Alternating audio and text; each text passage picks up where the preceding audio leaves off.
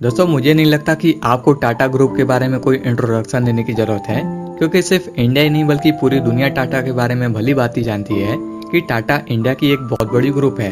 जिसमें कि टाटा की खुद की सैकड़ों कंपनी की अलग अलग ब्रांच है, जो कि आज टाटा की सब कंपनी पूरे दुनिया भर में खूब धूम मचा रही है। और तो और शायद आपको ये ना मालूम हो कि मुंबई के ताज होटल को भी बनाने में टाटा का ही बहुत बड़ा हाथ था, और इन्हीं सब कारणों टाटा को फादर ऑफ इंडियन इंडस्ट्री के भी नाम से जाना जाता है। लेकिन क्या आप जानते हैं कि टाटा कंपनी को किसने और कैसे स्टैब्लिश किया था? और साथ ही साथ एक चीज मैं आपको पहले बता दूं कि आज के इस कहानी में मुंबई के ताज होटल के भी बारे में कुछ इंटरेस्टिंग कहानी छुपी हुई है, तो इसीलिए आज के वीडियो को बिल्कुल ना मिस कीजिएगा, जो कि साथ ही साथ आपको टाटा ग्रुप के बारे में बताऊंगा कि आखिर टाटा कंपनी की शुरुआत किसने की थी। तो दोस्तों, कंपनी की शुरुआत जमशेदजी टाटा ने किया था, जो कि उनका जन्म जब भारत आजाद नहीं हुआ था तब 3 मार्च 1839 को बड़ौदा के नवसारी नाम के एक शहर में हुआ था, जो कि नवसारी अभी के समय गुजरात में है। और जमशेदजी के पिता का नाम नुसरवंजी टाटा और उनके मां का नाम जीवनबाई टाटा था, जो कि जमशेदजी के पिता पारसी समुदाय से बिलोंग करते थे, और उनके इस पारसी समुदाय में कभी भी किसी ने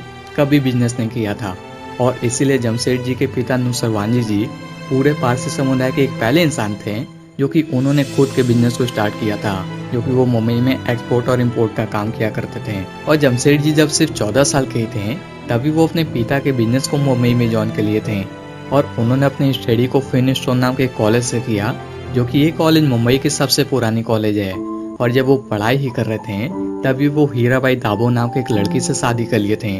और जब उन्होंने 1958 में अपने ग्रेजुएशन को कंप्लीट कर लिया, फिर उसके बाद वो पूरी तरह से अपने पैर को खुद के बिजनेस में जमाना चाहते थे। लेकिन उस टाइम पे नए बिजनेस को स्टैब्लिश करना एक बहुत बड़ी चुनौती की बात होती थी, क्योंकि आप सभी जानते हैं कि उस टाइम सभी भारतीयों को अंग्रेज के गुलाम रखकर और उनके कानून के हिसाब से चलना पड़ता था। लेकिन जमशेदजी अपने पिता के बिजनेस को एक अलग स्तर पर ले जाना चाहते थे, इसलिए वो इंग्लैंड, चाइना, यूरोप, अमेरिका सब जगह अपने पिता के बिजनेस के ब्रांच को स्टैब्लिश करना चाहते थे, जो कि जमशेदजी इंग्लैंड, चाइना, अमेरिका सब जगह भ्रमण भी कर रहे थे। और वो अपने जिंदगी के पूरे 29 साल तक अपने पिता के बिजनेस में काम करते रहे। फिर उसके बाद उन्होंने कैसे न कैसे करके 1868 में उस टाइम सिर्फ 25,000 रुपए की मदद से खुद की एक ट्रेडिंग कंपनी को स्टैब्लिश किए, और उन्होंने मुंबई में 1869 में एक कंगाल ऑयल मिल को खरीदा। मतलब कि वो ऑयल मिल पहले जिसकी थी वो मिल पूरी तरह से कंगाल हो चुकी थी, और जमशेदजी ने उस ऑयल मिल को कॉटन मिल में तब्दील कर दिया,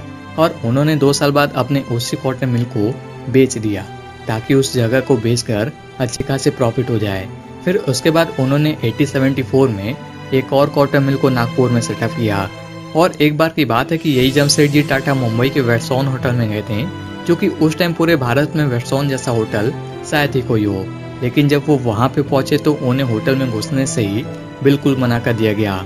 और यहाँ तक कि माना जाता है कि उस होटल के गेट पर कुछ इस तरीके से लाइन लिखी गई थी कि कुत्तों और भारतीयों का प्रवेश करना मना है। और जब जमशेदजी ने कुछ ऐसा देखा तो उन्होंने उस भेदभाव को मिटाने के लिए ये चाहा कि उस होटल से कई गुना ज्यादा अच्छा होटल खुद की होटल को तैयार करेंगे, जो कि ये उनकी लाइफ का एक बहुत बड़ा सपना था। और साथ ही साथ उनकी लाइफ का एक और बड़ा सपना था कि वो इंटरनेशनल लेवल पे आयरन और स्टील कंपनी को स्टैब्लिश करेंगे, और एक वर्ल्ड क्लास की लर्निंग इंस्टीट्यूट को भी स्टैब्लिश करेंगे, और तो और एक हाइड्रो इलेक्ट्रिक प्लांट को भी स्टैब्लिश करेंगे। और दुख और घर की बात यह कि उन्होंने अपने जीते जीते ये सब चीजों तो स्टैब्लिश नहीं कर पाए, लेकिन उनके लाइफ का जो सबसे बड़ा भेदभाव को मिटाने का सपना था, उन्होंने अपने जीते जीते उस सपना को पूरा कर लिया था।